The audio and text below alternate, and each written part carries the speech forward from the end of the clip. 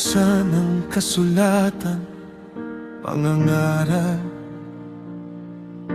Huwag lang punuin ang silid. Hayaang marinig ng tuyong mga buto ang ginagawa ng Espiritu. Mula sa sakit sa hapagkainan hanggang sa upuang ospital, bigyan ng pangalan ng sugat at maiwan ng kagalingan doon. Sabihin ng malinaw, sabihin ng totoo, hayaang lumapit ang nanghihina. Kung ang salita'y may tibok, muli itong sisigla.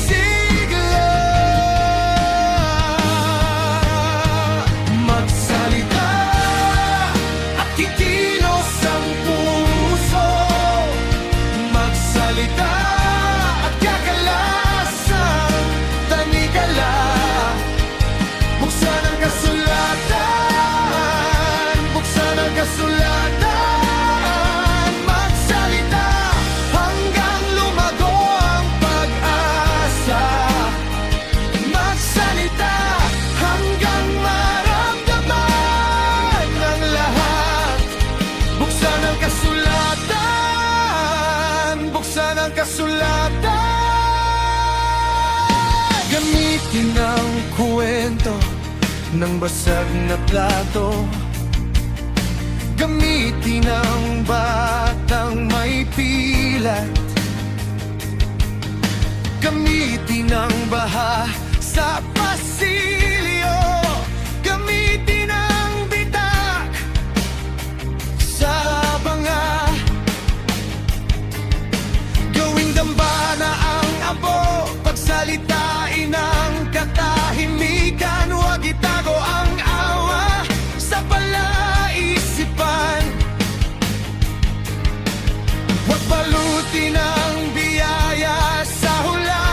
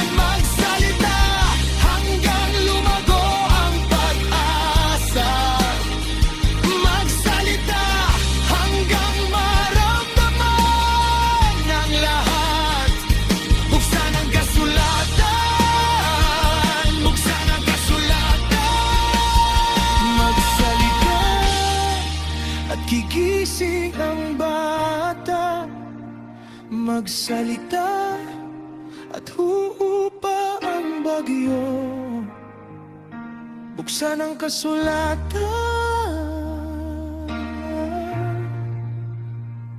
buksan ang kasulatan.